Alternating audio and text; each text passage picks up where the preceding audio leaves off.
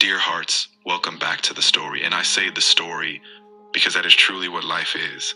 One grand, magnificent tale filled with brave knights and ferocious dragons, dark clouds and golden fields, great loves and sorrowful winters. Yes, life is indeed a tale, one in which I believe you are, for the most part, the director, writer, and main character, and that each new chapter is determined by the contents of the former. Walk with me as we explore this notion together.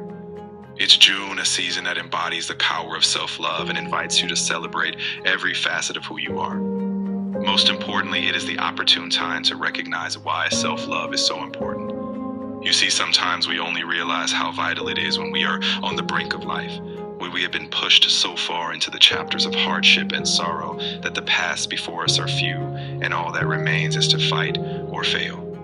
So if you're reading this at the chapter of your life story where the storm has not yet come to pass, then I hope you will fully absorb these words. And as for those who have weathered many a storm, and those who are still fighting against the forces of darkness in their respective stories, I hope this reaches the innermost chambers of your heart and like a celestial gong reverberates through your soul. You are the master of your fate, and you alone can steer yourself out of the most dire of storms and into the Elysian fields of light. Growing up, I was a different kind of boy, the kind that was softer, preferred tea sets to cricket matches, and dressing up dolls to roughing it up in the playground. And so for a long time, throughout my teenage years and perhaps into the start of my mid-20s, and then some, my survival was deeply entangled with my ability to love myself. Because nobody gave me the kind of love I needed as someone who was different. No one told me it was okay to be different or to love who I wanted to love.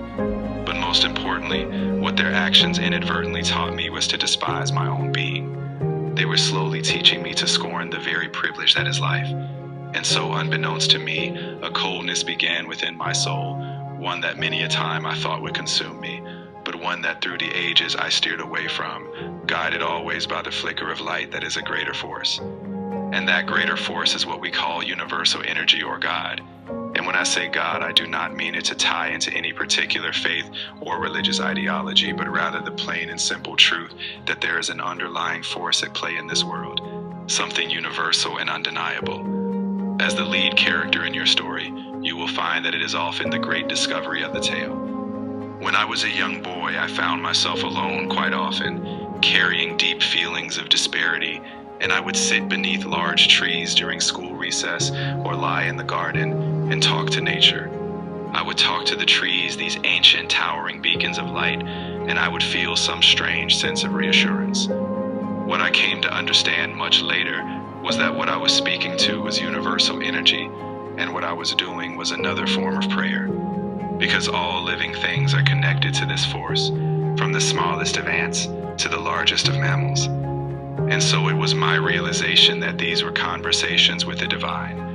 Along the way, when you look back at the bleakest moments of your life, I believe you too will find whispers from the divine trying to reach out to you, trying to guide you and teach you how to stay aligned with the rhythm of your being, and ultimately guide you like a mother guiding a child with unconditional love, all the way to the very last words of the final chapter of your story.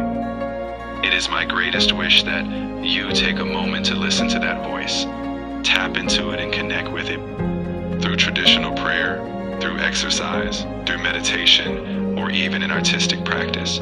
You will find that voice lives for all of us in individual pockets of life, and it is often in the spaces where you feel most alive.